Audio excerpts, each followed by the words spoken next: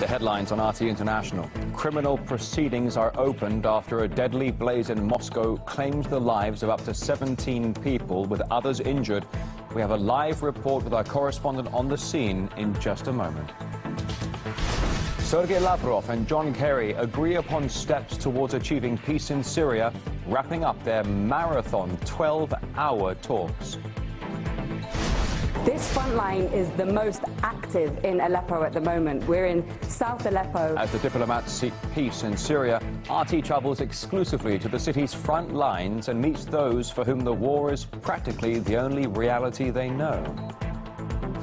And French mayors vow to keep the burkini ban in place, despite a court ruling it illegal, as the row over Muslim swimwear continues to grow.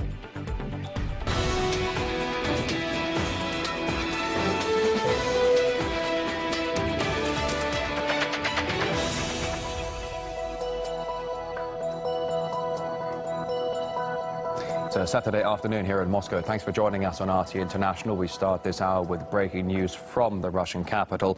17 people reportedly died, 3 others in hospital after a massive fire broke out at a Moscow warehouse. Let's cross live to our correspondent, Nikki Aaron, who is right now at the scene.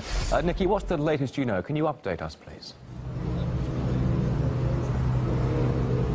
Well, there's a sense of a real tragedy here in the northeast of Moscow today, where it's believed up to 17 people perished this morning after a warehouse became engulfed with flames. Now, the fire broke out at around 8 a.m. this morning in a one-story, 200-square-meter container. More than 100 firefighters were deployed to the scene, and it's believed more than 30 people were inside the container at the time. Now, it's tragically too late for the around 17 people who died this morning. All victims were reportedly living inside the container at the time of the fire. All of them were reportedly migrants. Now, many of whom were sleeping at the time of the fire, and many of them died during their sleep from smoke inhalation. Now, behind me, some of the survivors who are just blackened by smoke are giving their statements to the police. Initial investigations show that the fire was deliberately started, so a criminal investigation has been opened into an arson attack. All right, RT's Nikki Aaron, Central Moscow. Thank you. Progress towards settling the crisis in Syria reportedly been made as Russia's Foreign Minister Sergei Lavrov and the U.S. Secretary of State John Kerry wrapped up critical talks. The diplomats, though, known for taking their time during such meetings, and this 12-hour session was no exception.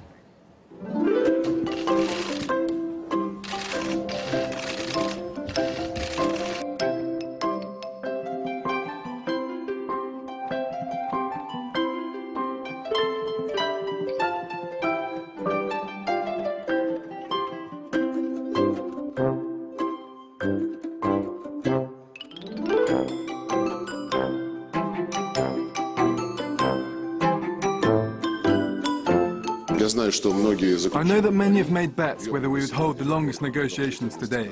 We haven't. The record we set in Moscow holds. Today we spent 1 hour less. The lengthy negotiations took place in Switzerland, a luxury hotel on Lake Geneva, and that's where RT's Emily Sue now reports from.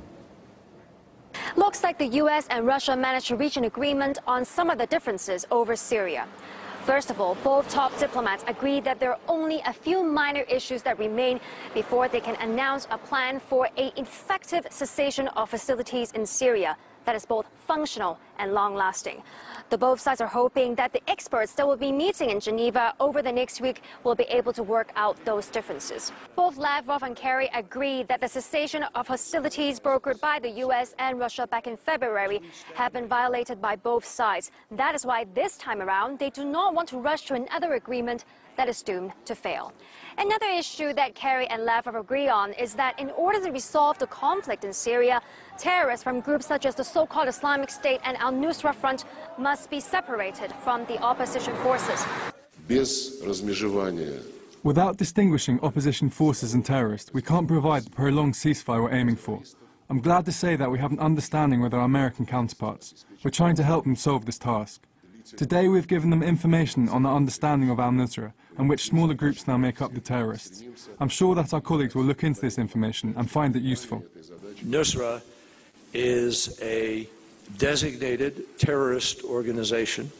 Nusra is Al-Qaeda, and no name change by Nusra hides what Nusra really is and what it tries to do.